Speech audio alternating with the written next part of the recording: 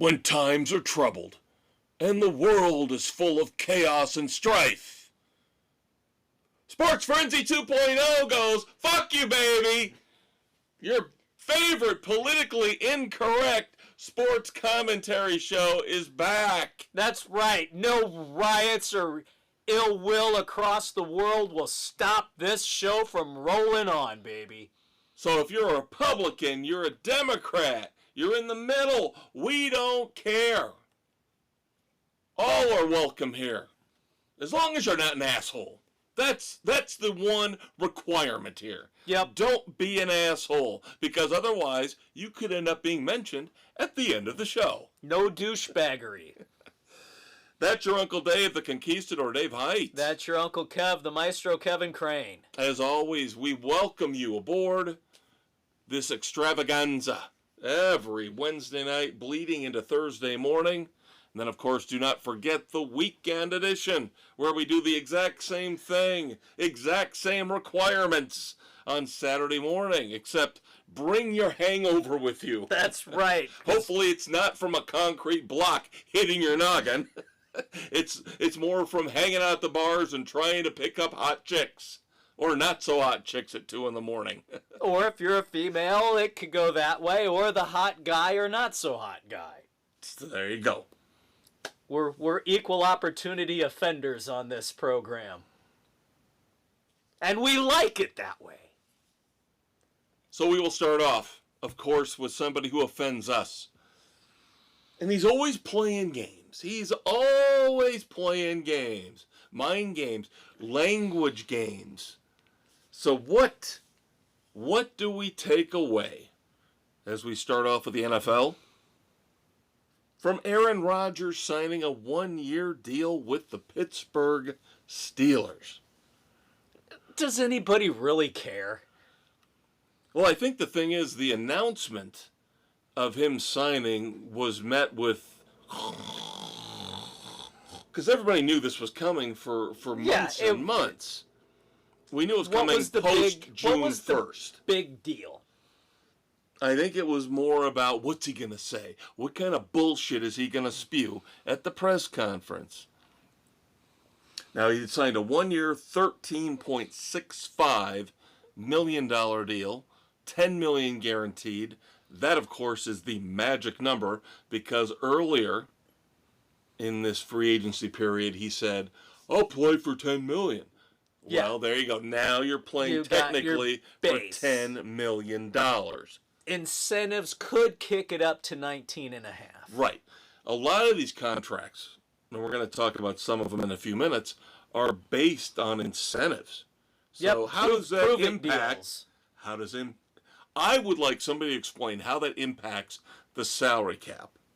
I know, it makes 0 sense. And this is the thing. Is this another loophole? Now, is it the base that counts, and these incentives are bonuses that don't count towards the cap? That's what I'm wondering. Because I'm seeing this offseason, we've seen a lot, especially with the smaller contracts. A lot of, this is the base, but then if you reach certain incentives, it jacks up to this. What does that do for the team's cap number? See, I wish there was a place where the NFL salary cap was laid out. This counts, this doesn't. What the hell? And why is it, if you trade a player, that team takes on the salary, why are you still carrying it on your cap when that player is now getting paid by the other team? That makes 0 sense. No, I agree. I think it's a mess. I'm sure there's some know-it-alls out there who are going to say, you guys aren't that smart. You can't figure out the NFL salary cap. No, we can't. I don't have the time to devote to figuring it out. We actually have lives. We're not trolls sitting here in my basement, which is, of course, the studio for Sports Frenzy 2.0. But I own this house. It's not my mom's house. But we have lives. We don't have Dave's got a life. We don't have the time to sit here and research this crap. We've got other things to do. It would be nice if it was a little more cut and dried. Yes. And of But course, beside that, we would have to run everything for it to be that simple. right. But in the end, the money they're paying Aaron Rodgers doesn't matter. What matters is, again, what he said at the press conference. Now, I will once again call out the media, specific people that I watch, that I listen to, who wanted him, of course, again, I listen to a lot of New York media, who wanted him to own up to his failures with the New York Jets and take some responsibility and basically say, hey, you know, the last 2 years have been pretty tough, and a lot of that's on me. He is never going to admit that. It's always somebody else. This is what made me mad, is that the people that said they wanted to hear that this morning didn't call him out on the fact he didn't say that. Idiots. This is, again, they change. We'll talk about Tyrese Halliburton in a little bit here, and how the media just shifts and changes with the wind every other day when it comes to Tyrese Halliburton. But then we have the big news. Aaron Rodgers is married. Is he married?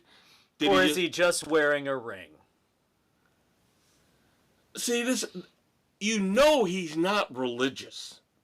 You gotta believe, after all the shit that he spewed over the last 3 or 4 years, he's not a religious guy.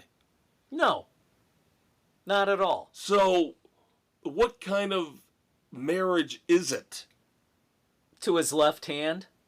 Yeah, you don't want to hurt the throwing hand. Now, and why would a woman marry him after all of his past girlfriends saying what a horrible individual he is? Danica Patrick, Shailene Woodley, Olivia Munn. He is a narcissist. He is emotionally abusive. Well, didn't he... Now, I'm not saying he tricked her into it. She's an adult. But remember, when he was with Danica Patrick, there was a big deal about they bought a massive house. I mean, a huge... Oh, yeah. And then they broke up 2 months later. And I'm sure she got screwed on the whole deal.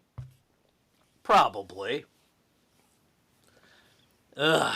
But yeah, just because he shows up with a wedding ring, and you say, what is that on your finger? That's a wedding ring. Doesn't mean he got married. At least in the conventional sense. He is always looking for attention. And remember, this is the guy that made a big deal about language.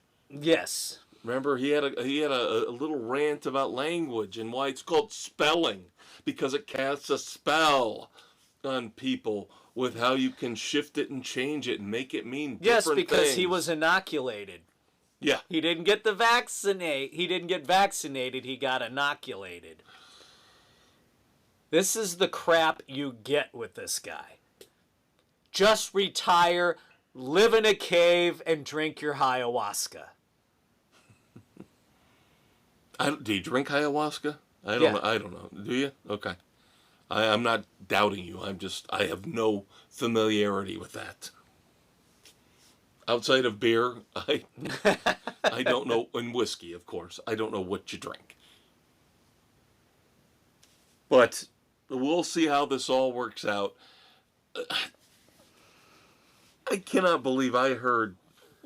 I can't believe the Steelers want to deal with this. And I can't believe I heard today somebody, a former Jets fan, say they think Pittsburgh has now leapfrogged Cincinnati and is now the second best team in that division. Oh, bullshit. I don't think so. I'm like, oh my God. Again, here we go with, like you said, the pendulum. Everything swings. The crazy swings. Pittsburgh doesn't have anything. And then they've got to hold out, of course, with T.J. Watt. Yes. But of course, we all know that stuff all gets resolved. It'll eventually get resolved. It's very rare for these things to get so bitter and nasty, unless you're Cincinnati. And you bring it upon yourself. Right. Where things don't get resolved. But there's no way I'm putting him, even if Cincinnati's defense is god-awful, and I trust Al Golden to at least take to do something. Whatever scraps he's left with to make that defense halfway decent. It won't be Pittsburgh's. It won't be Baltimore's. It won't even be Cleveland's. But that offense will be serviceable. That offense will put up 40 points a game. Yep, on anybody.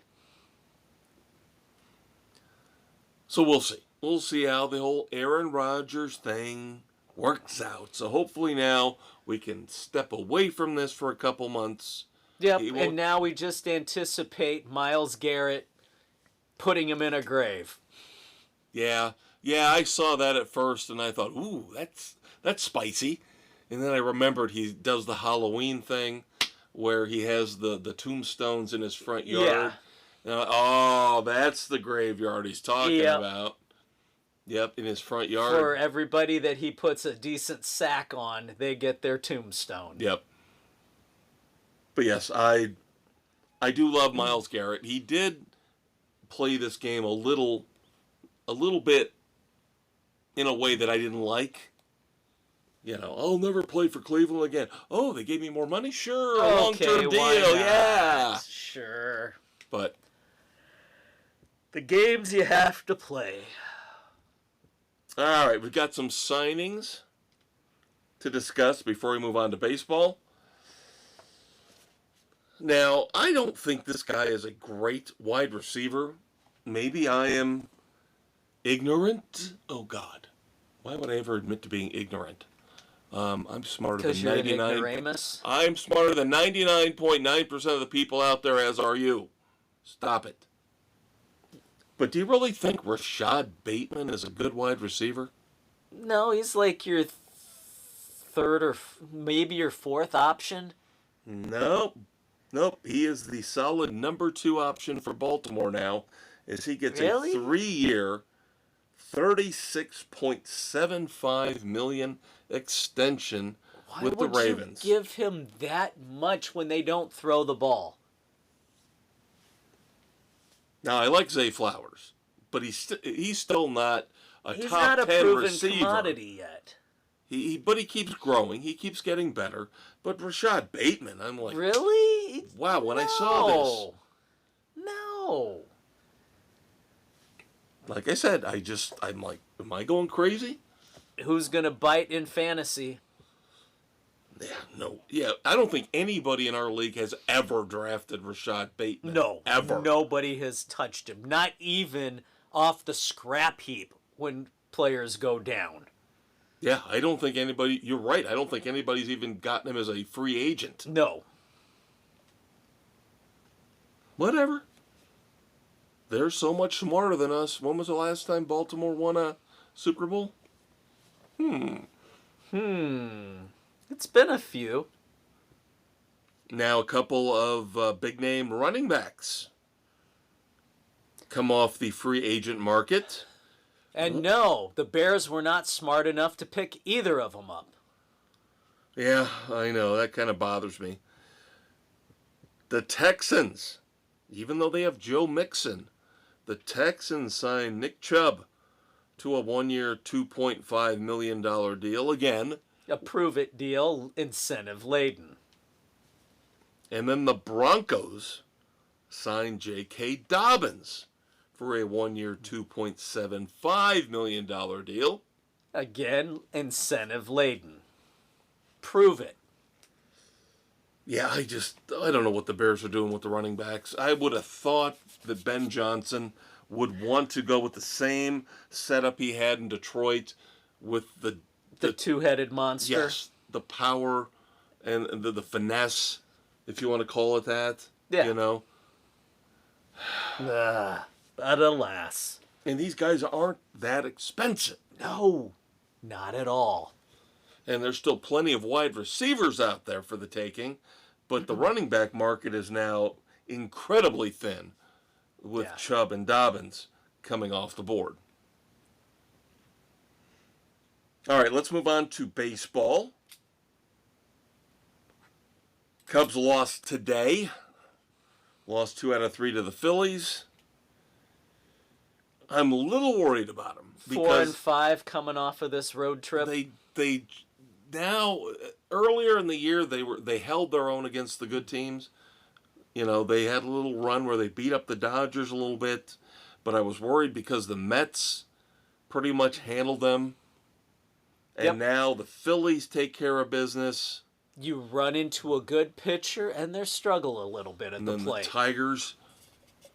So they lose 2 out of 3 to the Tigers, lose 2 out of 3 to the Phillies. But thankfully, everybody else in the division is balls deep in suckage. So the Cubs are 41 and 27 as we record here on Wednesday night, June the 11th. Yep. White Sox over the last week have been playing a little bit better. Fuck yeah. Thanks a lot. I took the Astros this week, and they've already beaten the Astros once. Twice. No, they didn't play Monday. Oh, they didn't have Monday? No. Okay. Yeah, no. So they play tonight and Thursday. They won the first game Tuesday. Yeah. So, Sox are sitting at 23 and 44, maintaining 20 and a half games back. 20 and a half back. So, the kids are starting to step it up a little bit. They've had a few more call-ups, so there's some small optimism for the future. Maybe not until Reinsdorf sells. Sorry. Oh, by the way, let's talk about that. This ephemeral, bizarre ownership change situation that won't take place probably for almost 10 years. Yeah, I'm like, Reinsdorf isn't going to be alive in 10 years.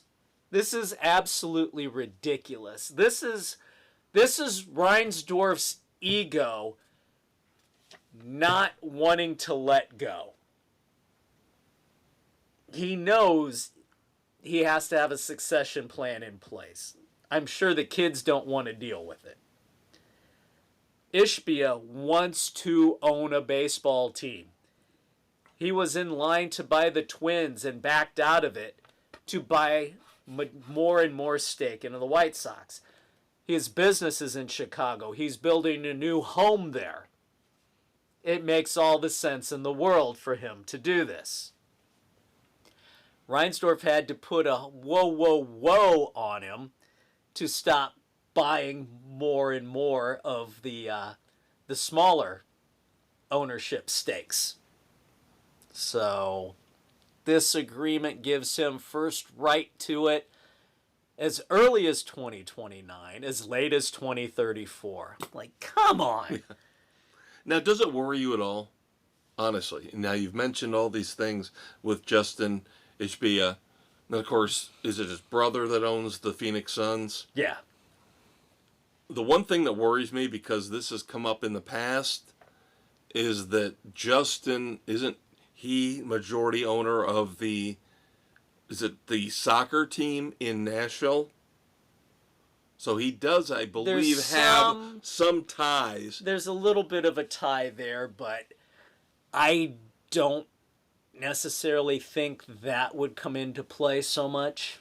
So you feel better with Ishbia than you do with Reinsdorf in terms of keeping the team in Chicago? It's all a crapshoot. I just want a better owner. And I think Ishbia could put a package together to be able to get a new stadium in Chicago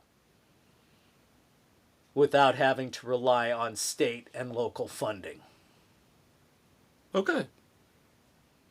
You're going to be the voice of reason here. I have no idea. So Reinsdorf is still thinking old school politics where he can badger his way and threaten and cajole. And that's not the climate you have anymore in Chicago. So his old way of thinking is done. He will not evolve. So you have hope. It's just a ways down the road. Yep. Stuck in the shitstorm that is Reinsdorf. Well, we have some injuries this week. Significant injuries. The Phillies lose Bryce Harper to the injured list with a bum wrist. Now, they last week were awful. They had a really terrible week. Sorry, Bill. Bill picked the Phillies last week. I don't know why. It was not a good matchup. Yeah. And then he picks the Cubs against the Phillies this week. That did not go so well. No. He's banking on the Cubs playing well at home against the Pirates for 4 games this weekend. But he's going to have to deal with Paul Skeens on one of those games. So, sorry, kids. This is, again, inside Sports Frenzy. Our little baseball picks competition. Yes, our private competition here, where I'm trying to finally get out in front after a miserable start with said Pirates. So, then this was a bullet the Cubs dodged. Now, I didn't want them to spend the money on a starting pitcher. Dave and I have gone off on the rants about this a couple times here in 2025. But Corbin Burns, Tommy John surgery, he is done. At least through the midpoint of next year, if not the entire 2026 season. These guys we fucking told you over and over and over. These pitchers need to learn how to pitch. Develop off-speed stuff. Mix it up. Learn how to control. Don't throw max velocity all the time. Don't try max spin rate with your breaking pitches. That's leading to more and more arm issues. And you're seeing it play out every week. Yeah, so, again, this is a guy I really was interested in for the Cubs last offseason, but when I saw the price tag going up and up, nope. So I'm ecstatic that they settled for Matthew Boyd. He's been tremendous, but the Cubs do need to get another starter. Yeah, they have you got to replace Steele. Steele going down with Tommy John surgery, and eventually at some point, I don't know when. But we're supposed to get Imanaga back before the end of June. Wow, I mean, this is sad that it's taking his hamstring this long. Yes, he has been out way too long for this injury, when it's not arm or shoulder related. Because you can tell the pitching staff is starting to wear down. Yeah, they need some help. All right, as we've been saying over the past month or so, each and every week, we're tracking the Colorado Rockies, we're tracking the Aaron Judge Triple Crown watch, and then after the All-Star break, we will jump in on our 300 hitter watch. So Colorado had a pretty good week last week. Yeah, they got a couple of wins. Well, they had a sweep. Haven't won since. As of our last podcast episode, the Rockies have been 0-4. Yep, sitting at 12-54. That puts them on pace to go 29-133. Safely, much, much worse than last year's Chicago White Sox. Please let somebody else take this. Minimize the damage. 1 year, yep. That's all you had to deal with. 1 year of infamy. That's it. Yep. Could still be looking at another year of 100 losses, but you never know. Aaron Judge actually improved in his Triple Crown chase in the American League. Aaron Judge, as of this afternoon, .396. Batting average still stellar. First in the American League. First in all of MLB. 24 home runs. He is now second in the American League. Second in all of baseball. Cal Raleigh, man. That kid has been on a roll. We talked about the extension that the Mariners gave him, and we were a little shocked by it. Now we're starting to see why they did it. Yes.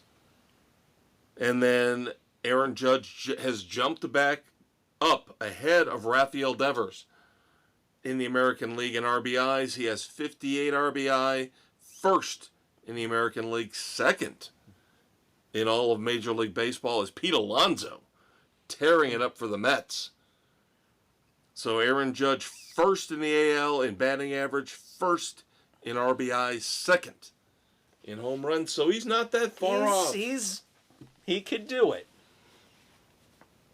So we will keep tabs on that until he falls miserably, woefully out of the race in any of those three categories that define the Triple Crown.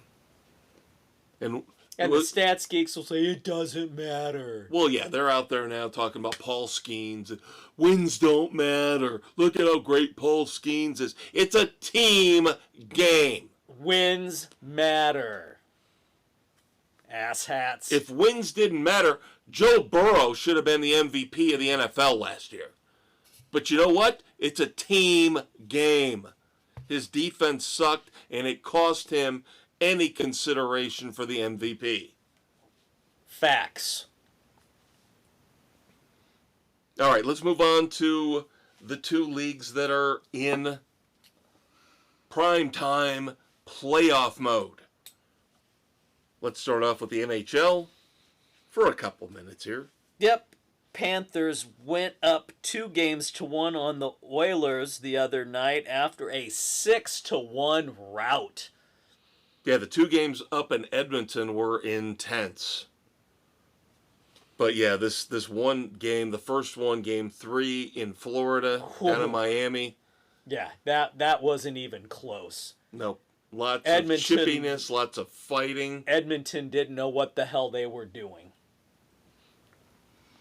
By the way, little fun aside, this would be better for the weekend edition, but I don't care. Do you know who reunited for a 3-song set outside the stadium before Game 2? Who? Triumph. Did they really? Yes. Yes, and I can't find it anywhere. I can find I can find little snippets. You see Rick Emmett up there playing Lay It on the Line for 30 seconds. But they supposedly played Allied Forces, Fight the Good Fight, and Lay It on the Line. Oh, man. Along with the Glorious Sons. It was a double bill. Yes, nobody, I don't know if they have restrictions up in Canada where they can't film these shows. But yeah, I cannot find... That would have been awesome. I cannot find anybody who filmed the entire show. Either the Glorious Sons or the full Triumph set. Because I guess they've been using Lay It on the Line in the Canadian advertisements on TV to promote the Stanley Cup Final. Yes. Appropriate song for it. Yes. Oh my God, Allied Forces and Fight the Good Fight? Come on. Shit! I really want to see that. Now, there have been a lot of coaching changes, firings going on, and we don't normally care. Outside of the Blackhawks, of course, we talked about them. Yeah. But I do want to bring this up because this has shades of last week talking about the firing of Tom Thibodeau. The Dallas Stars fired their head coach, Pete DeBoer. Here's the thing that I can't figure out. And I could say the same thing about Tom Thibodeau, which I did last week. Do you realize Pete DeBoer has taken a team to the conference finals 6 of the last 7 years, and yet he has been fired 3 times because he's done it with 3 different teams. Get them over the hump into the cup. Can't get them competing for the cup in the finals. The other 2 teams, of course, San Jose and then the Las Vegas Golden Knights, now along with the Dallas Stars. But man, there are some teams that would kill to have a coach that could get you there consistently. Yeah. Yes. Now, in the NBA, yes, we know nobody cares. It's Indiana and it's Oklahoma City. Nobody cares. 1-1. Now, the first game was tremendous. The comeback from the Pacers. Another game-winning shot from Tyrese Halliburton. But then he did not play well in Game 2, so everybody turned on him. Nobody on the Pacers played well in Game 2 in the first half. And, of course, tonight, as we record, tipping off very soon, is Game 3. In Indianapolis. Yep. The Pacers need to get off to a fast start. They have been notorious this year for slow starts. Because they've had a historic number of comebacks. Yes. They cannot get down to this Thunder team. No, they can't keep playing this way. Oh, we can fall down 15, 20 points. No, it's fine. you can't. Nope. It's going to bite you, and it bit them the second game. But, of course, something that Dave and I have alluded to over the past few weeks, that everybody, the pundits in the mass media, have been, nobody wants to see this. Small market finals. Nobody wants this. Well, supposedly the ratings for Game 1 have backed up these asshats. Game 1, 8.91 million viewers. And if you take out 2020 and 2021 due to COVID, Game 1 was the least watched Game 1 since they started tracking it in 1988. Now, that's the bullshit of L.A. and New York. By them not being relevant or having any interest, those are your fair weather fans who don't give a shit about the sport. That's where your major population centers are. That's what drives the ratings in the NBA. Well, and you and I have been alluding to the fact for the last few years that when they sign their new deal, their big new deal, which kicks in next season, we were kind of stunned. Where are the ratings? We heard, oh, the regular season's doing great. The start of the playoffs is doing great. So is this an indictment of the small markets, or is this an indictment of the NBA? And maybe they were snowing us all along. I think it's an indictment on the NBA. I would tend to agree. Now, our favorite alien, Adam Silver, was recently on Breakfast Ball, and he discussed many, many different issues. I have to admit, he came off fairly well. He did. Now, at first, he looked down a lot, so I was thinking, is he looking into a teleprompter? Is he looking at notes? He was not. He's just gathering his thoughts, doing a very good job of expressing the weaknesses of the NBA, the strengths, what they need to do. One of the things he brought up that got everybody fired up was he alluded to, he did not commit to it, he did not say what format specifically it would take, but since the 2026 All-Star Game will take place during the Winter Olympics, and they will be at that point on NBC, who carries the Winter Olympics, they are looking at some kind of USA versus the world format. Gee, there's a shock. To mimic the success of what the NHL did. The four-nation tourney. But he will not commit to it other than saying that's the number one idea we're considering. We don't know how we're going to make it work. Yeah, whatever. Good luck getting the players on board to do anything significant. Then, of course, we just mentioned Tom Thibodeau. Of course, we discussed this ad nauseum last week, but Now we're starting to see the ripple effect. And it's not good for the New York Knicks. No, they are being denied permission to talk to anybody. The Mavericks, Jason Kidd, the Timberwolves, and the Rockets, Ime Udoka, all have denied permission to the New York Knicks to talk to their head coaches about, a possible deal, a trade, whatever it might entail. Yep. Ha ha. I am still hearing Danny Hurley. Oh my God! I almost want it to happen just because it would be an absolute train wreck. God, wouldn't that be appropriate? Somebody, oh my God. I would feel bad for UConn because UConn's put up with this asshole now for how many years? Now they've gotten 2 titles out of it. They've gotten 2 titles, and he's becoming a bigger egotistical asshat with each passing year. At some point, you've got to cut bait on the stupidity and the antics of this guy. And maybe my memory's not what it used to be, but I do not recall a flamboyant, arrogant, intense college head coach coming into the pro ranks and succeeding. Rick Pitino didn't. John Calipari didn't. Failed miserably. And then Tarkanian didn't. No. Chewing on his towel in San Antonio. Billy Donovan's been a mixed bag, but now he's not. He was more suited for the NBA, just like Brad Stevens was. Right. Because they had a little more of an even temperament. They weren't the crazy psychos. Right. Like these other guys. Bullying the young kids. Right.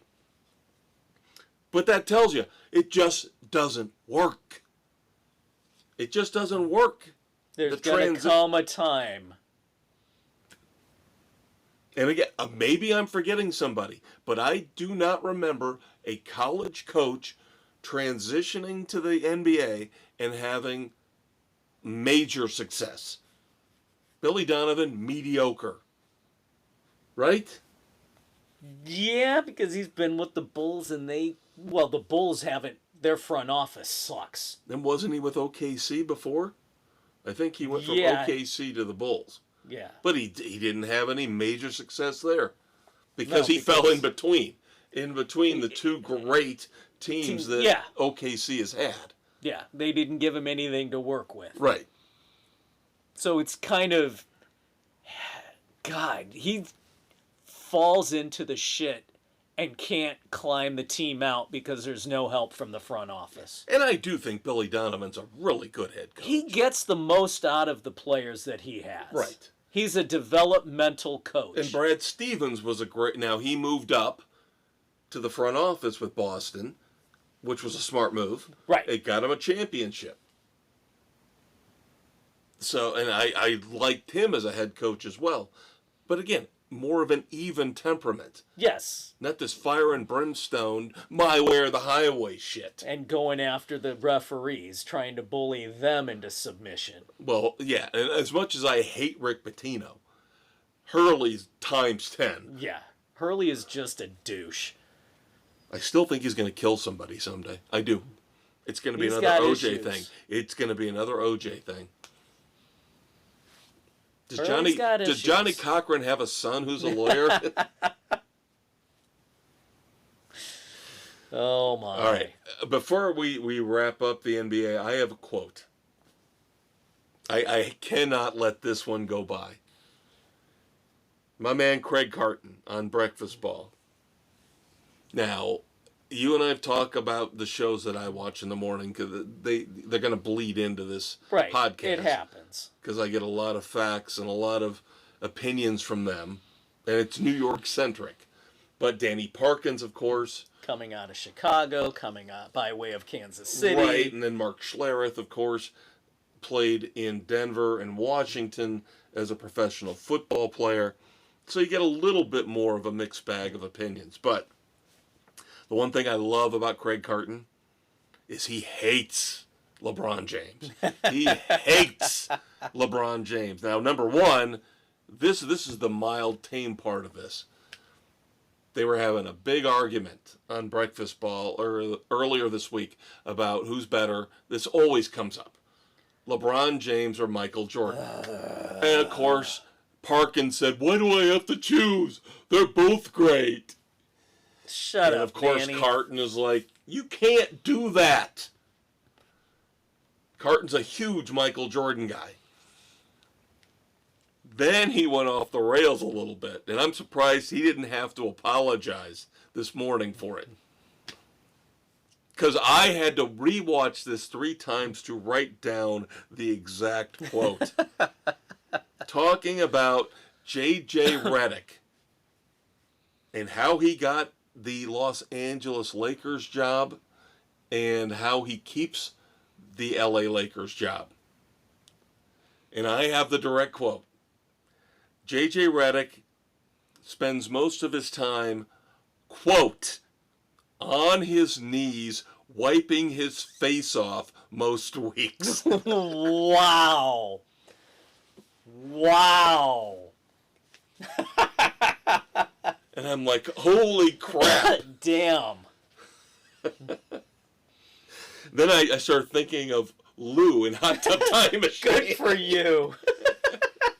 It's like Gary Foreman's forearm. Gary Coleman's forearm. Oh, my God.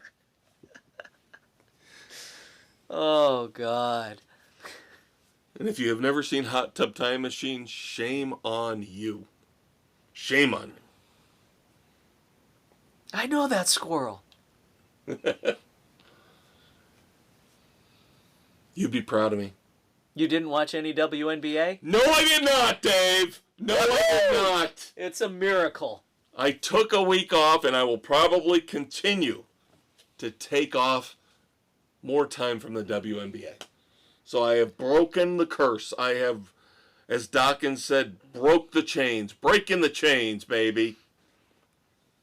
So I did not. So you don't have it DVR'd for Caitlin's return next week?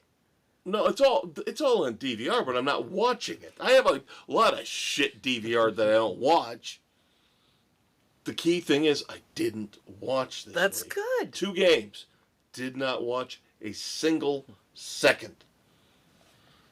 Just giving you kids an update. There is hope. The Fever are 4-5 after being embarrassed last night. No Caitlin Clark yet. And the New York Liberty and the Minnesota Lynx are running away with everything. Both 9-0.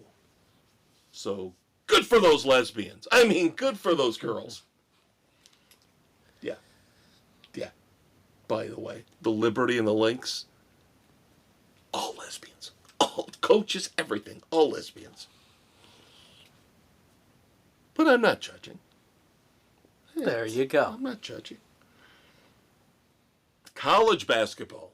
Interesting news came down for college basketball this week. They have taken up a couple rules from the NBA, and they're bringing them over, bringing them down, whatever you want to call it. Integrating the game. You know, eventually it's going to end up being the same game. Yeah, because they have to, because now that they're paying the players, college is the developmental league, which means the G League is going away. So, the 2 big rule changes that we care about here. So you're going to have coaches challenges. So you get 1. If you're successful, you get a second. That's fine. The NBA pattern. That works. I think the only thing that's different is you cannot challenge fouls in college still, whereas you can in the NBA. Now, they're not changing the fact that in college, unfortunately, they can still review anything and everything they want whenever they want to stop play. So it's not like it's going to cut down on how long they drag out these games now. And then when it comes to calling fouls in the act of shooting, they are going to go again with the NBA model and allow continuation. So if you get smacked and you take a couple steps and then put the ball in, you'll get credit for the basket if it goes in. And get the chance for the 3-point play. Yeah, it's not just about you get hit in the act of shooting. Now, if you get hit and you have the continuation, you will still get credit for the basket and get the foul shot. All right. Let's go to some other sports. Let's just talk about some of these other sports that we, don't care about. No, we're snobs. We're snobs. It's terrible. We don't cover enough women's sports or soccer, animal sports. And the U.S. men's national team, which completely and totally sucks. I wasn't going to bring it up, but yeah, they suck. They are awful, getting blown out at here in the States. Was it by Switzerland? 4-0. Yeah, historically bad, right? Historically bad. And this is the year leading up to the 2026 World Cup, where the U.S. had high hopes to maybe possibly make some noise. Yeah, the noise they're making is...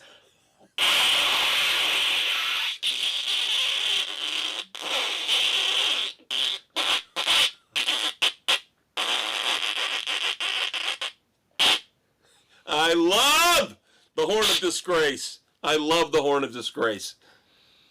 Can't get enough of it, and it is definitely fitting for the men's national team. Why do they even bother? Why do we even bother talking about soccer? Although I do have... Because supposedly we were told when we were kids, it's the sport of the future. Yeah, along with the metric system, right? Yeah. Yeah. I do have some soccer news coming up towards the end of the show. Boy, this whole horse racing thing pisses me off. We could have had a legitimate Triple Crown shot.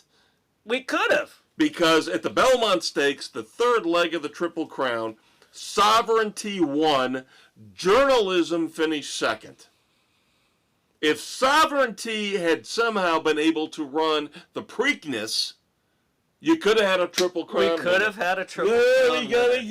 We gotta give Sovereignty a break. We gotta give more time between the races. And of course, Journalism won the Preakness. So Journalism goes second, first, second. Sovereignty goes first, no show, first.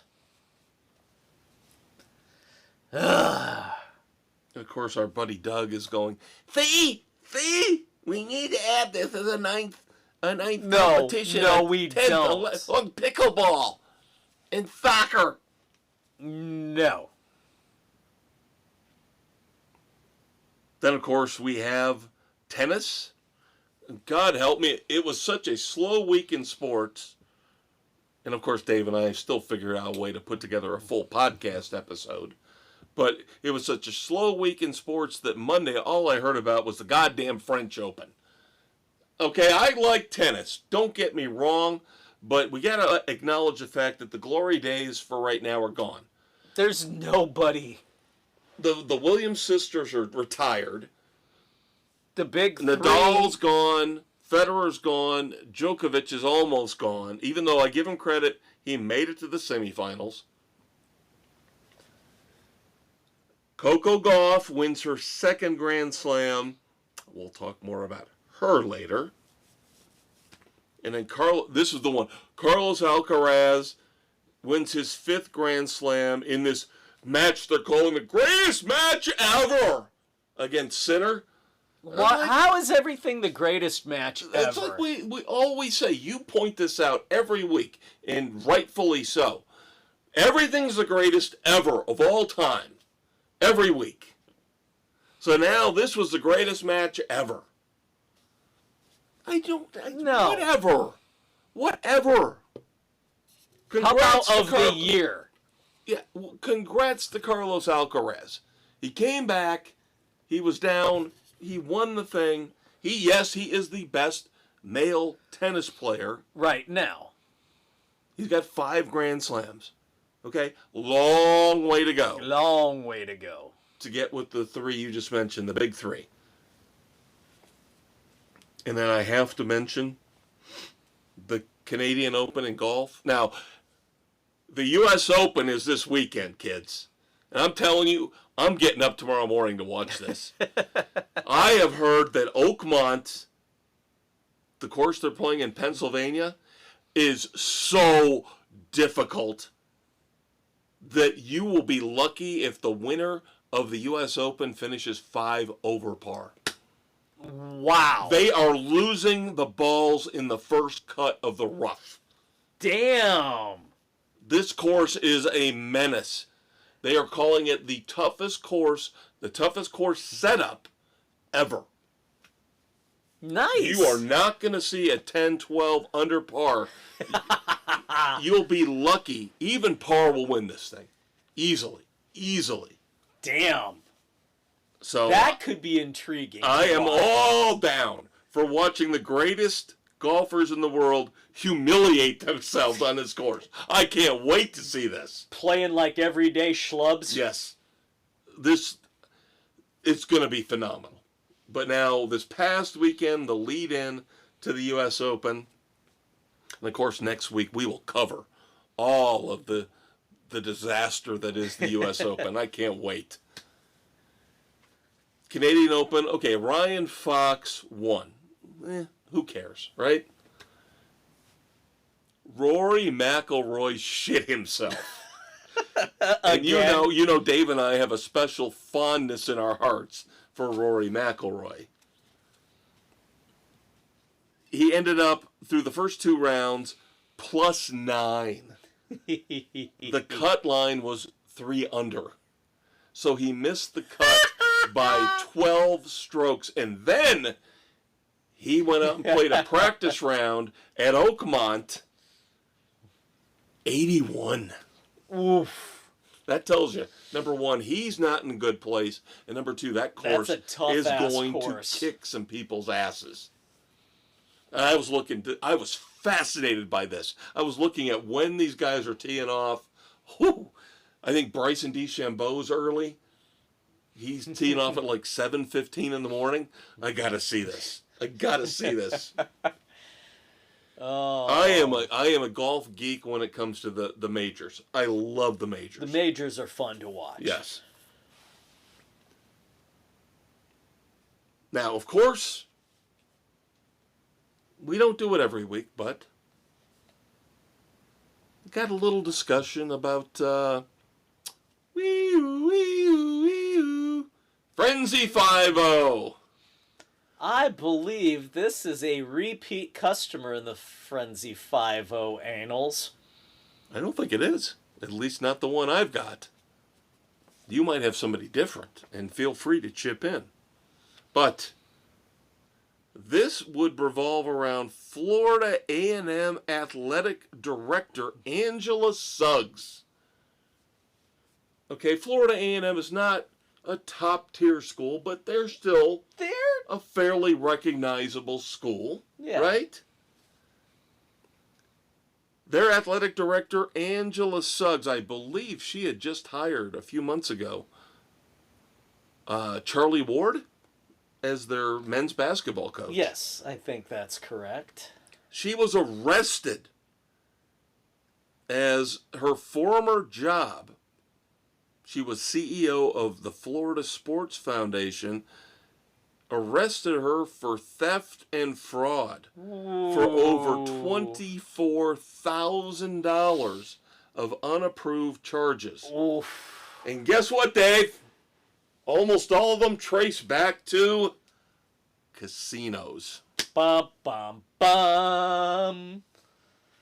No, my entry into the Frenzy 5-0 is Adam Pac-Man Jones. Yes. Okay. Former NFL quarterback who we have hit up on this many times through his career in retirement. For the 3rd year in a row, he was arrested for driving under the influence. Yeah. And assault on a police officer and resisting arrest. And of course, you kids know that we could technically include these people in the dumbass of the week, but it's just too easy. That's why years ago we set up Frenzy 5-0 to separate them and their heinous crimes. We separate the chaff. Yeah.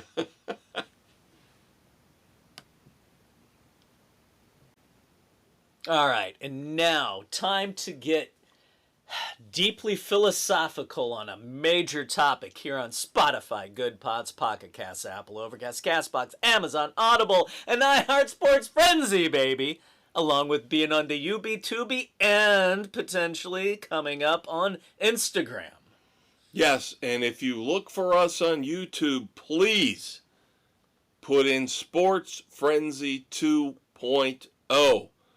There are many imposters out there, but we are the original. You say, well, you're 2.0. We were the first, and then we relaunched, and we're the second, and we're the only. We are the best, the brightest. You know this, people. Yeah, and I am going to probably cave, as Dave mentioned, and put us on Instagram. God knows that'll eventually lead to X. And then I'll be doing crap for money on OnlyFans. Nobody wants that. So watch us on these other platforms, will you, for the love of God? Do yourselves a favor. Nobody wants to see me in a thong. Nobody. Please, nobody. I threw up in my mouth a little bit just now thinking about it, and it's me. That's low self-esteem, kids. All right, the philosophical discussion that Dave alluded to. This is probably it. This is probably the big one. The death knell of college sports. A judge okayed the $2.8 billion settlement. Yes, billion. All the NIL stuff, paying the players, it's all over. It's all done. Schools, as of July the 1st of 2025, yes, this year, just a few weeks away, they will be able to pay their players, their athletes, directly. Now, some of the numbers involved here, initially, estimates are that they will have a cap for all sports of approximately $20.5 million.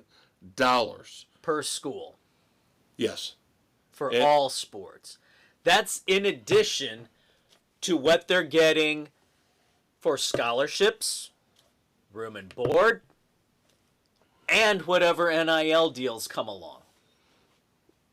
Yeah, and Dave and I have a big problem with this. All these idiots in the mass media who say, well, it's about time they got something. They got a free education, damn it! They've been getting free educations in perpetuity going back to the beginning of this whole goddamn system.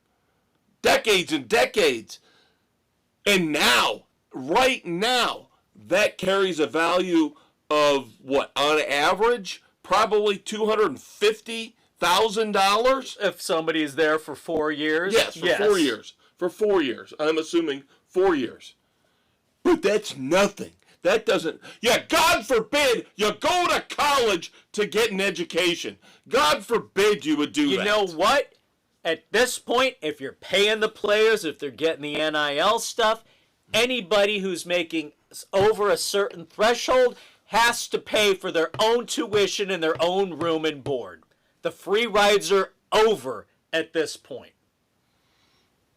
Yeah, when you've got Shedeur Sanders, I know he did it. I know, and I'll call out my own team. I know Carson Beck is doing this, driving onto campus in these luxury cars that basically cost a year's tuition. I shed no tears for these assholes, and I'm getting tired of the people out there going, oh, they deserve more and more and more and more. No, they don't. No, they don't. We're getting to the point now where we are giving all of our money to entertainers and athletes. It's got to stop, people. We need to start recognizing... They're playing a fucking game. We need to start recognizing doctors and lawyers and engineers, the people that build our bridges and save our lives. Literally save our lives. Police, fire, EMTs. Yet we care more about... The world needs ditch diggers too, people. We care more about TikTok stars and athletes than we do about the people that actually matter in life. Who gives a shit if somebody spends 40 hours mastering and manipulating the perfect dance routine on TikTok? Big fucking deal. So yeah, the first year estimated approximately $20.5 million cap per school, because that's based on some kind of formula they've come up with. 22% of quote-unquote revenue for some major schools will be used as a benchmark to come up with what all schools are allowed to pay out. But now, I'm waiting for the lawsuits. Now, we've already had lawsuits. I'm waiting for the lawsuits from Title IX. Yes. Because most of this money, they're admitting, most of this money, this $20.5 million. Going to football and men's basketball. Yes, all men's sports. Over 90% of this will go to those two sports. And they claim they're justified in this because that's of who brings in the revenue. Can't wait for the lawsuits. Can't wait for the lawsuits.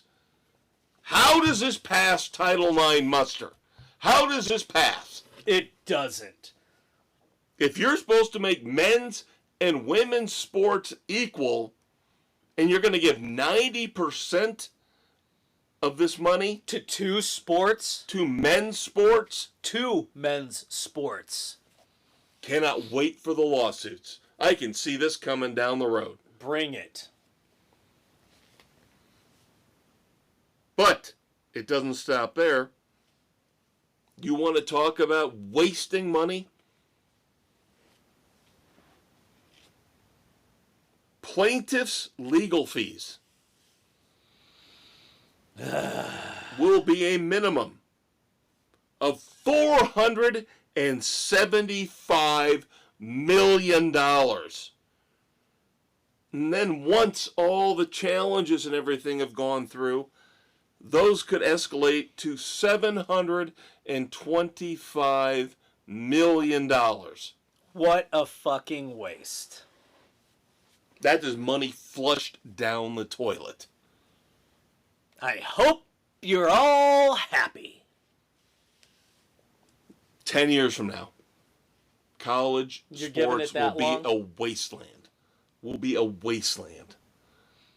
I will give credit, I guarantee, to the men and the women in track and field, swimming, the sports that aren't getting this money. Because they're doing it because they care.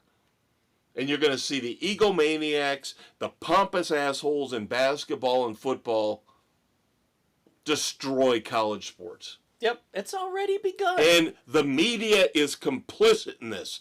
They're sitting there again and going, they never got anything. Bullshit. You fucktards. Yes, they did. They got a full ride education, which a lot of kids in impoverished neighborhoods in this country would have killed for, literally. Think about it. $250,000 education. People will literally kill for less than that. They do, unfortunately. But you act like that means nothing. As long as a star athlete gets paid, right? Idiots. Absolute short-sighted, moronic idiots. Now, even though he plays one in the movies. An idiot? Yes. He's not. He's not. My badass of the week is one Adam Sandler. And you're going, why Why are you bringing up Adam Sandler in the sports edition? Maestro, why? Well, no, it has nothing to do with Happy Gilmore 2. No, it does not. But a little gentleman's bet has been placed here between Adam Sandler and one of the greatest running backs of the last 20 years, one Derrick Henry, who is a huge Adam Sandler fan. This all was run through Dan Patrick, I guess, because he's good friends with Adam Sandler. If Derrick Henry rushes for 2,000 yards this coming season, Adam Sandler has promised Derrick Henry a role in one of his upcoming movies. Nice. And Adam Sandler will fulfill that. He'll do it even if he doesn't. Yeah, he will include Derrick Henry just to include Derrick Henry. Yeah. Adam Sandler is one of the true great guys in Hollywood. Yeah, he'll let him have a role regardless. Yeah. But just the fact that they've got this out there as a bet. That's fun. Yes, very, very fun. So Adam Sandler is my badass of the week, my Clint Eastwood badass of the week. All right, let's move on to racing and NASCAR. Got a lot to talk about this week. Starting off with Dodge. The Ram truck is back in the Truck Series starting next year, 2026, which could be a precursor to Dodge and the Charger. Returning to the Cup Series. We'll see. Is Dodge going to be in it for the long haul, or are they just going to go a couple of years and bail again like they did this last time? And then, what is it? Honda is Honda talking about wants jumping to get into it. So we could go from 3 OEMs to 5. Yeah. You and I talked about this. Whatever. Yeah. You and I, Dave and I have actually seen each other a lot the past week, so we've covered a lot of these topics. And by the way, check out the weekend edition because we did go see Ballerina. That's right, we did, and it was glorious. Among other things, we'll discuss here in a few minutes. We'll tell you what's coming up on the weekend edition. Yeah, I can't get overly excited about this, number one, because I'm not a fan of the Truck Series. And number two, I told you, as long as you got 3 manufacturers, I'm fine. If you want 4, you want 5, great. I worry about what you said. What's the longevity going to be? Yes. Is somebody going to bail after a couple years? This is not NASCAR, but this boggles my mind. Next year, 2026, we just talked about this a few weeks ago. The greatest day in racing. The day before Memorial Day. What do we get, Dave? Monaco, Indy, and Charlotte. Monaco is gone. Balls. F1 has released their schedule for 2026, and they are moving Monaco to June the 7th. They're claiming logistics is the reason bullshit. why. So guess what we're going to get? Look, they haven't confirmed it, but I looked at the schedule. I saw the date. So on May the 24th, 2026, we're going to get the Canadian Grand Prix. Ooh. At Circuit Villeneuve? I can't believe F1 is this stupid to pull Monaco. I can't believe this. They want better ratings in the U.S., so they think putting the Canadian Grand Prix, because they're going to have to run it up against Indy. They're idiots. They are not going to get the coverage here in the States. But again, I read it was for logistical reasons. They didn't want to take everything, the cars overseas and come back and go overseas again. Then tweak it and keep it over there. I agree with you. I agree with you. You couldn't revamp the whole schedule to make keep it so Monaco where it belongs on Memorial Day which is weekend. really the most important race of your goddamn schedule. It really is. That is the biggest race day. Those were the big three. And you just fucked it up. Yeah.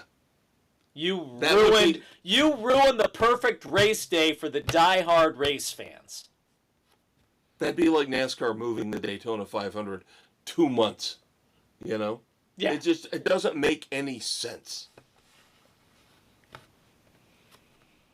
Then, of course, back to NASCAR, we have the ongoing drama of the 2311 and front row versus NASCAR in the court system. So now we have the latest we have is that a panel of 3 judges vacated. Again, we play lawyers on a podcast, but not in real life. Okay, kids? By the way, did you hear the guy that came up with that line? I play a doctor on TV, but just died. Did he? Yeah. Huh. General Hospital. Yep. Yeah. Yeah, so a panel of 3 judges vacated the preliminary injunction. So as of June the 26th,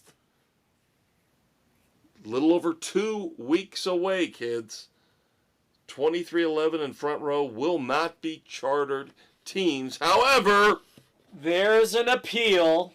Not an appeal, but if they request it before June the 19th, they can request a rehearing in front of the full judicial panel. Not just the panel of 3. Yeah, the 3 idiots who are in NASCAR's pocket. And do you really honestly believe that they're not going to request a rehearing? Oh, you know they're going to. They are in it for the long haul to put NASCAR in their place, which has been decades and decades and decades in the making. And again, we only play lawyers on a podcast, not in real life, but knowing what we've seen in our lives, they're going to drag this out all through the season. Yep. So it doesn't impact anything, and then we'll finally get a resolution in November or December. No, NASCAR needs to be held accountable. My God, over the years, how many times have we railed against them and their bullshit? Speaking of NASCAR, let's move on. And drivers have been after them forever, since the inception. Well, we'll see. We'll see what happens. So we have to recap last weekend's Michigan race. And here's the thing. Denny Hamlin should be just banging women left and right and knocking them up. Because when he's got a woman who's about ready to give birth to a child of his, he seems to run like he's the greatest driver in the history of NASCAR. Because last week he was on baby watch for Nashville. Finished, second? Had a tremendous race. And then this week at Michigan, he wins the whole goddamn thing. Chase Briscoe for the 3rd week in a row, or the 3rd race in a row, had the pole. Didn't really do much with it. Nope. They qualify well, but they have not put the full package together yet. And then, of course, Denny Hamlin's got to be an asshat after he wins and goes, "Tell your daddy I beat his favorite driver, everybody." Douchebag. Yeah, how many titles you got, Denny? Oh, that's right. None. And of course, I know Dave, and this is another thing we discussed on our way to the movie Monday night, but he did not get to see Alex Bowman's crash, which was unbelievably scary. I have since seen the replays. Oof, very reminiscent of Dale Sr.'s wreck at Daytona, Adam Petty's wreck, that turn hooked right into the wall head on at full speed, the sudden stop. God, thank God the cars are safer, that they've put the other restraints in place. Safer barriers. Safer barriers, absorbing some of that. That was still just an ugly, ugly hit. Yeah, I told him It's that a couple days ago. Yeah. you always think, oh my God, they're flipping, barrel rolling. Yeah, but the energy is dissipating. This is just a sudden stop. Yeah, I've been watching NASCAR now for 35 years. Dave, probably going on 40, 45. Yeah, easily. And we know the barrel roll wrecks aren't nearly as dangerous as what Alex Bowman had this past weekend. Yeah. Those are the ones that you... So thank God Alex Bowman was okay. Yeah. Of course, he had the quote of the year. Now, initially, they got him, did the interview with him when he came out of the infield care center, and they asked him, are you okay? He said, yeah, it was a terrible hit. I'm feeling it right now. I'm paraphrasing. Yeah. But then later on, somebody else caught him, and I'll paraphrase again, but I'm pretty close, where he said, yeah, I hit shit again. I'm tired of hitting shit. I need to stop hitting shit. Yeah, he's had a run of bad luck this year. Yeah. Oh, by the way, for all you PETA fans out there, you PETA members, Ty Dillon is your new worst enemy. Because if you haven't seen the footage, Ty Dillon came into the pits and he ran over a squirrel. No! The squirrel shouldn't have been on pit road. But it's plain as day. You see that squirrel just jet under the car.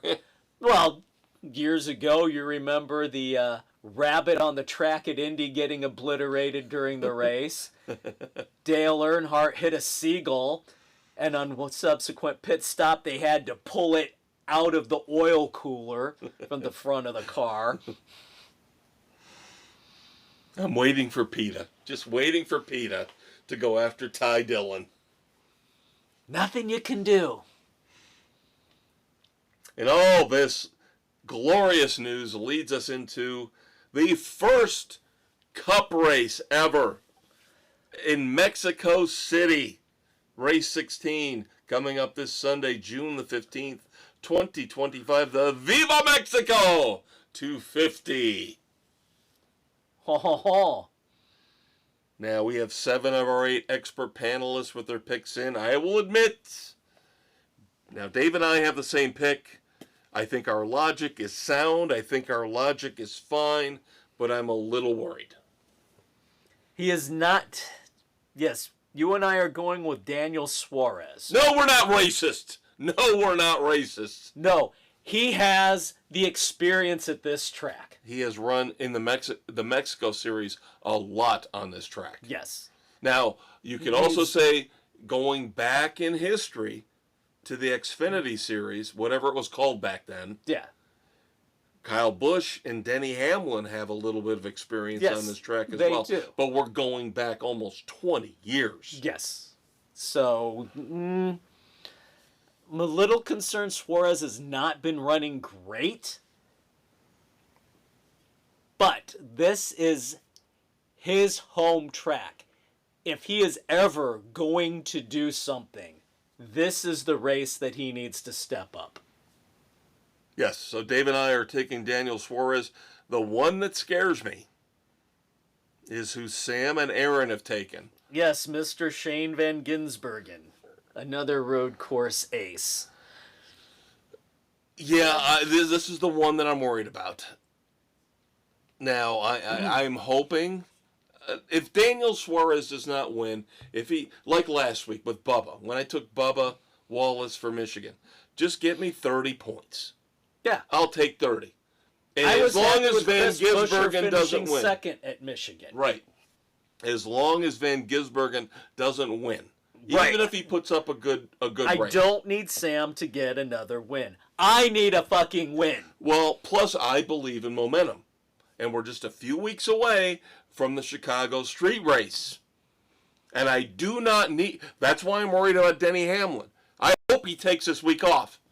Yes, because Denny has come out and said, if the baby hasn't been born before my time to take off to go down, I'm skipping the race. Right. Right. He's been on baby watch for a couple weeks, and again, he's been running tremendously. Yes. But we know what track is coming up next week. We need the baby to be born before then. Pocono. So we're looking ahead for Denny Hamlin. We're looking ahead for Shane Van Gisbergen. You and I, we have similar plans in place. I told you we're going to be about half the races left in the regular season. We're going to end up picking the same driver. Yes. But you're right. That means that Sam cannot win anymore because he and Jen are too far ahead of us. Yes. In terms of wins. Jen's got 5. Sam's got 4. And those points, those bonus points that they'll get at the playoff reset will bury us in a deep, dark hole. Yes. Ugh, not looking forward to that. So again, Kevin Dave, Daniel Suarez, Sam and Aaron, Shane Van Gisbergen, and the other 3 picks we've got in aren't bad either. Nope. Bill, the Big Blue W's taking Tyler Reddick. Another great driver on road courses. Nick going with Chase Elliott. Struggled the last several road courses, but still not a bad pick. And then Doug with Kyle Larson. Doug coming off a rare victory for him. How did he get a freaking win before me? You arguably the most knowledgeable NASCAR guy on the panel. And have been snake bit. Yep. But you're still in. You got points. Yeah, I got points, but... So one last time. Kev Dave, Daniel Suarez, Sam Aaron, Shane Van Gisbergen, Doug Kyle Larson, Nick Chase Elliott, Bill Tyler Reddick. But in the end, do we really know on a brand new track for the Cup, guys, how this is going to play out? Absolutely not. Oh, and here's an interesting thing. Usually with these road courses, we get some ringers, right? Right.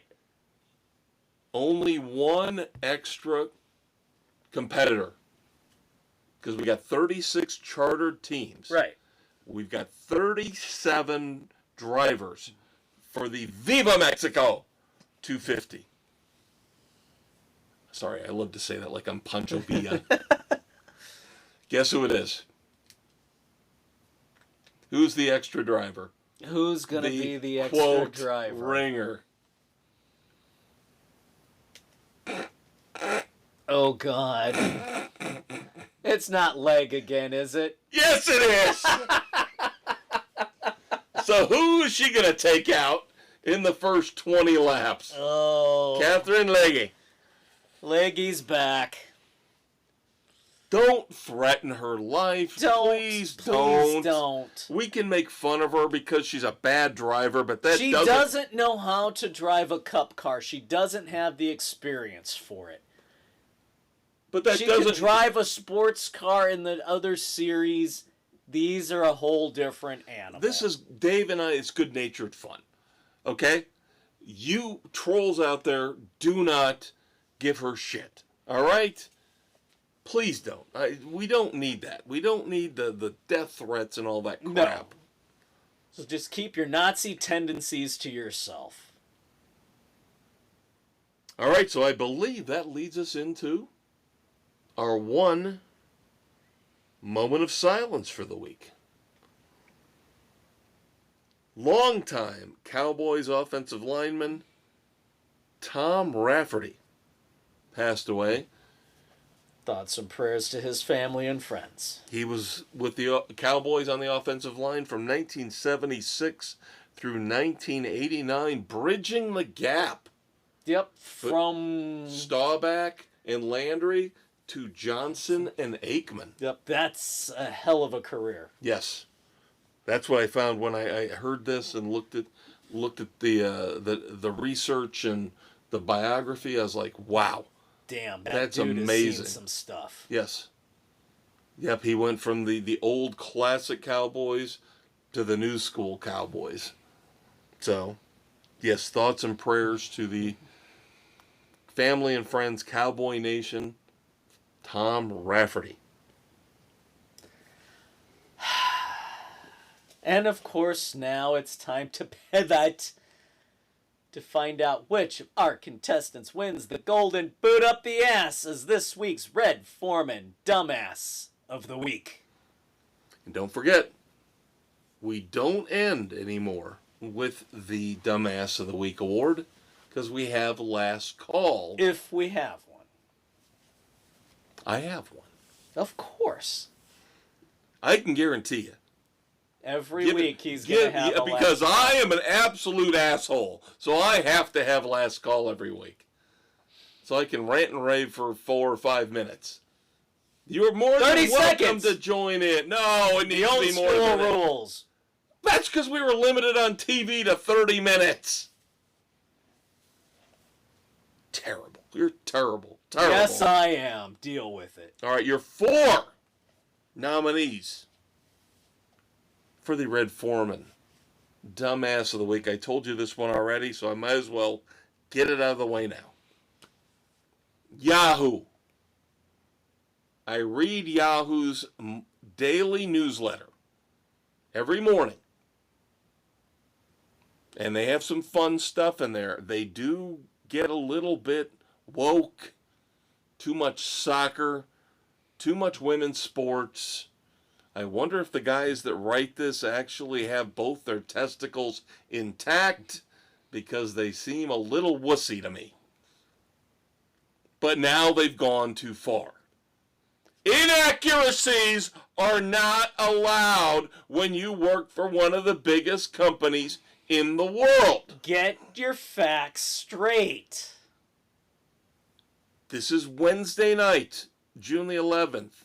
On Friday morning, kids, Friday morning, which would have been June the 6th, right?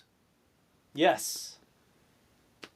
They sent out their little Friday morning newsletter and had a fun trivia fact about Aaron Rodgers being one of the top 20 quarterbacks in terms of passing yards all time. And now he's going to play for his 3rd team. And then they mentioned a bunch of other quarterbacks. Warren Moon, Drew Bledsoe, Joe Flacco, Brett Favre. And they threw in Tom Brady. Tom Brady has not played for 3 teams. And of course, I'm enamored. I love Tom Brady because he brought me a championship with my Tampa Bay Buccaneers. So I know this. Dave knows this. Tom Brady did not play for 3 teams. So why? And I have looked at this, Dave, and looked at this, and looked at this, because I do not like to make a fool of myself, even though it seems to happen 47 times a day. I do not like to make a fool of myself, so I double, triple, quadruple checked. I am right.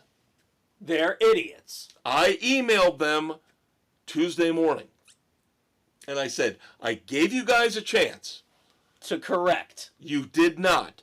Do you not realize that Tom Brady only played for 2 teams?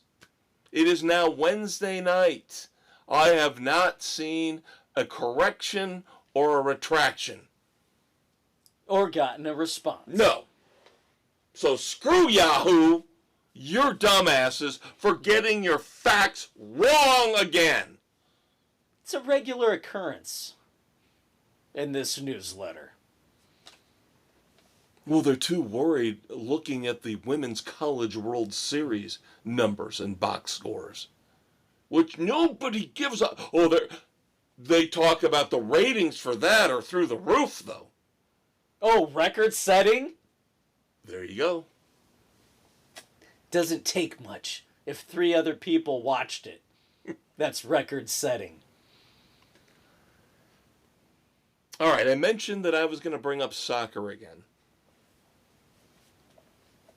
Now, Dave and I don't really give 2 rips shits about soccer, but this cannot pass. This cannot be let go. During a recent MLS game between Chicago and D.C., of course, Washington, D.C., yeah, They had to stop the match. Why?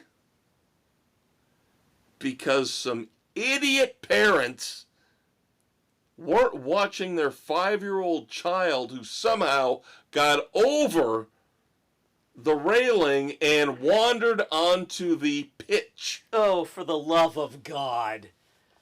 And the video is out there. You can see it. The referee has to grab the child. That's child endangerment. Soccer sucks. Soccer is the stupidest sport on the face of the earth. And I won't even get into, there was another soccer match where a guy took a glancing blow to his forehead, fell on the ground, and started convulsing. Trying to get the card? Yeah, I mean, literally convulsing. He got it, too. And then he got up and walked away like nothing happened. Yeah. Uh-huh. He had a bruise on his forehead. Pansies. Yeah, he got the red card, got the other guy ejected. So but literally, stupid. It literally writhing, they are the frothing at the biggest mouth. Freaking actors on the face of the earth. And so they're holding a spot for LeBron James, I heard. Marlins catcher Nick Fortes. There are just certain things you need to be aware of, certain things you don't get to do. Now, we know the traditions of baseball.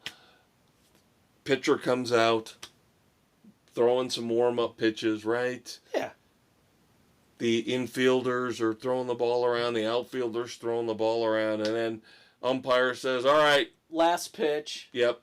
And what do you do? It's an automatic throw down to second base. Maybe you should make sure your pitcher's out of the way first. Oh! Because Nick Fortes hit his pitcher Ryan Weathers in the head as he threw down to second. Now, Weathers stayed in the game for 3 innings, but then had to be pulled because he was starting to feel the effects. You'll go figure. Now, is that on the catcher or is that on the pitcher for not getting the hell out of the way? That's got to be on the catcher. That's got to be on the catcher. The pitcher should know better as well. I still think that's on the catcher. I still think it is. It's on the pitcher to get out of the way. Where's he supposed to go? You duck. Not. You're not supposed to duck for that. I've never heard anybody duck for that. Or you step You off. duck in a regular game during Or regular you step gameplay. off. You don't stand there like an idiot. Oh, you're defending the catcher. Of course you are. They're both idiots.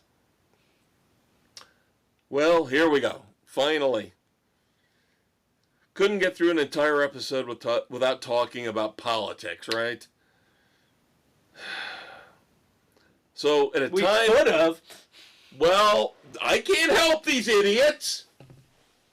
At a time when we should be coming together, especially when we have an American, Coco Gauff, winning the French Open, right?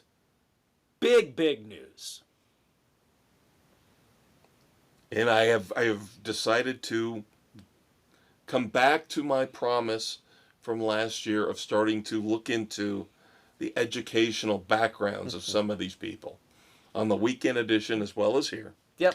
Coco Gauff, of course, as a young tennis player, I cannot find any proof of her education because she started to play tennis so young. I don't know. I don't know if she graduated high school or not. Who knows? So, she just might be a simpleton. Sorry. But when you say something like this, you kind of piss me off. She could have tried to say something that would unify all of us and make us all proud to be an American. Instead, she says, quote, this is a quote, I'm proud to represent Americans that look like me and support the things I support. Unquote. Way to go, Coco. Way to go. Way to be a divisive twit. So your 4 nominees for the Red Foreman Dumbass of the Week are the parents who let their kid get on the pitch during the Chicago DC MLS match. Dave's going to argue with me on this. I say it's Marlins catcher Nick Fortes. He says it's the pitcher, Ryan Weathers. Either way, Ryan Weathers got hit in the head on the throw down to back second. of the head, side, front. Coco Gauff. For being a divisive twit. And then Yahoo for not realizing and not correcting themselves for thinking Tom Brady played for 3 franchises in the NFL. Coco Gauff, you expect it from the young idiots these days.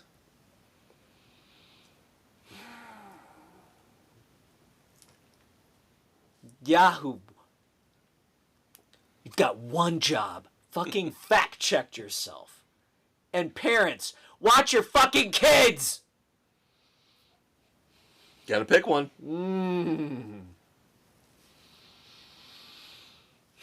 I gotta go with the parents. I have to go with the parents. How are you not watching your 5-year-old at a sporting event with thousands and thousands of people? I'm with you. I'm with you. That is egregious. Even though I emailed Yahoo and told them of their mistake and they never acknowledged me, which they never do. Now, I've only emailed them 3 times. But they just won't acknowledge the fact that they're idiots. Yes, they're morons and I'm right and they're wrong. But yeah, the parents, that's unforgivable. That's completely unacceptable. That is unforgivable. And again, you can go out and watch the video and how terrible it looks, where they have to stop an MLS match and the referee's got to pick the damn kid up and carry him back over to the sidelines. Yeah, I'm with you. That's the dumbest. That's the dumbest. They should seriously consider removing the child from the home in that regard.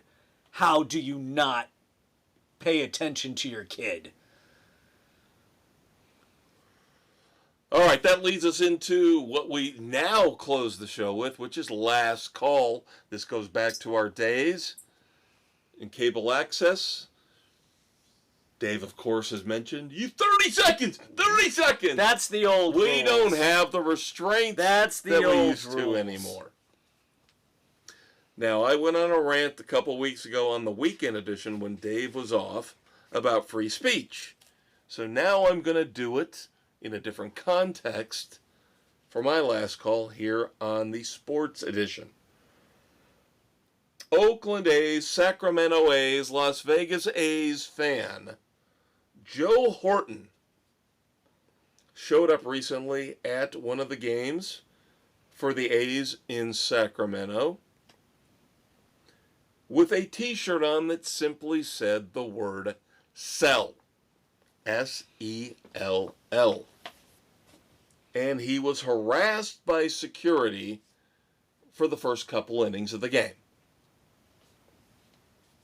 Finally, they let him alone and let him stay in his seat and let him watch the A's game. But my question is, where does this stop?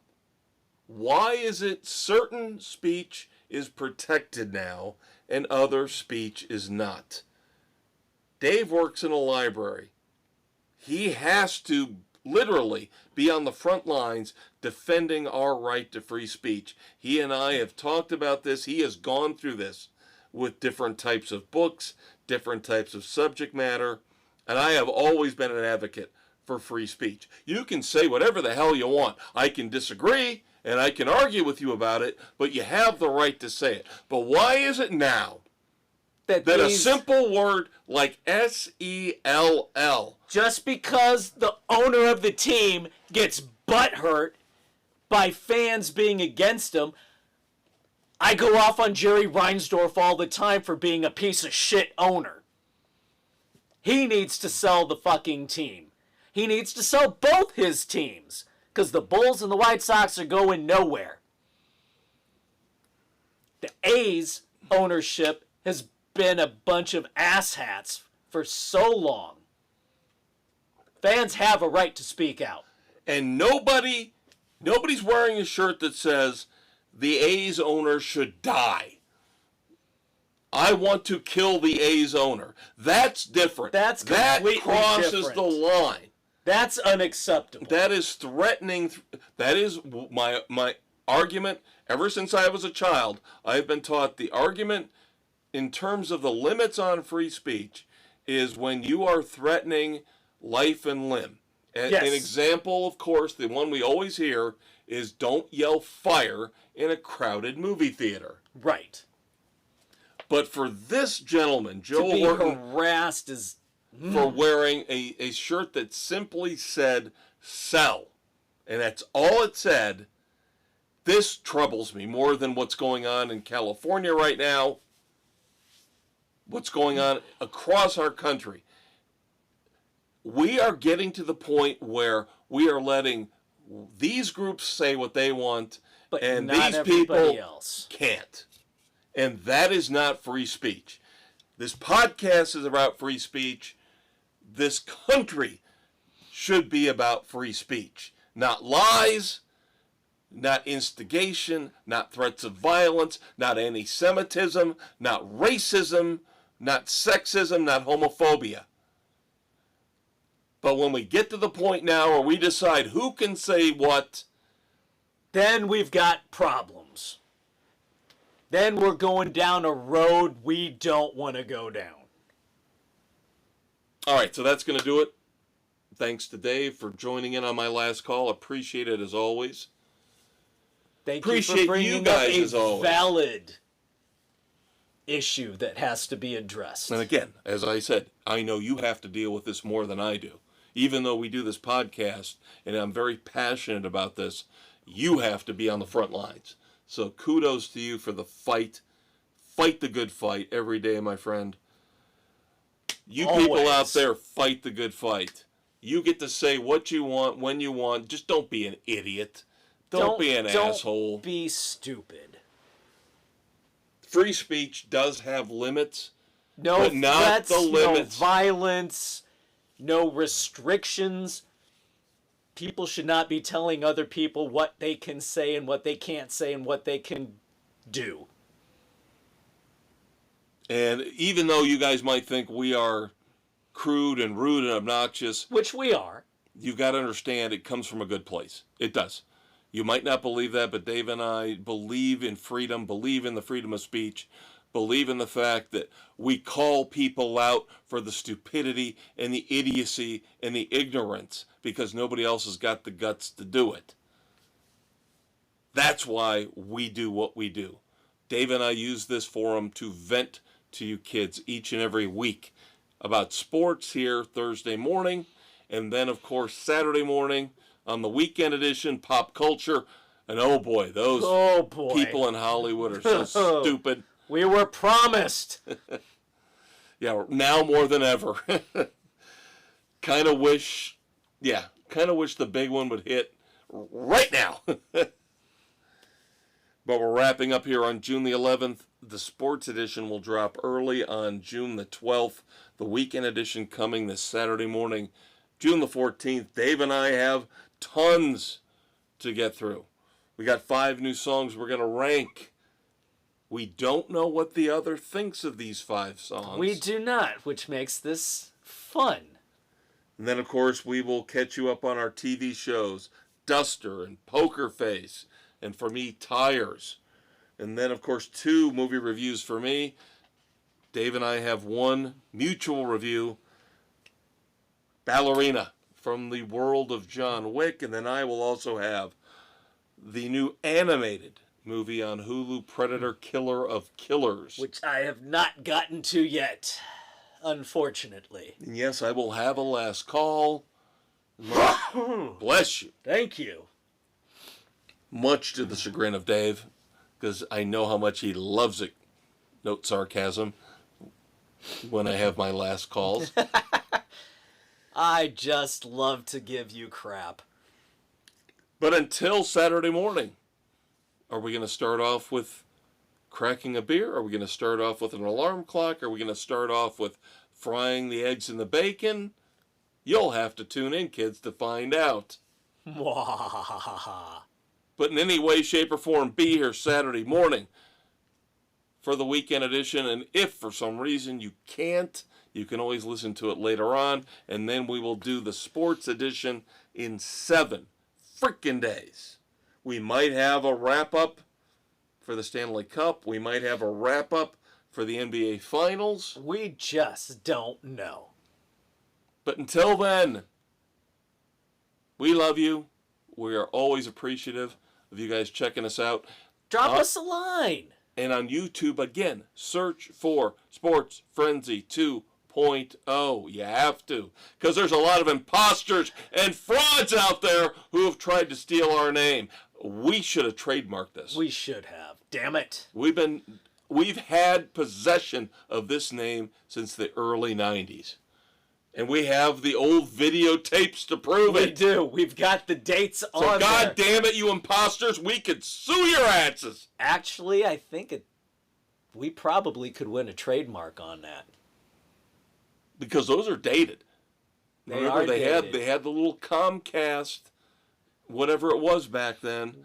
Yep. That showed the date and the time of when the shows were airing. Well, you call your shyster lawyer, and I'll call my shyster lawyer. Yep. And we'll have to get a hold of Dewey, Cheatham, and Howe. And we will say, yeah, I'm going to get a hold of Jackie Childs. And we're going to get this all sorted out. So when you search Sports Frenzy, you get us. Damn Skippy. But until then, thanks again, kids. We love you. Thank you, as always, for checking us out. And we will do this again next Thursday morning. He's a conquistador, Dave Height. He's the maestro, Kevin Crane. And until next week, say goodnight to the kids, Kev. Good night to the kids, Kev.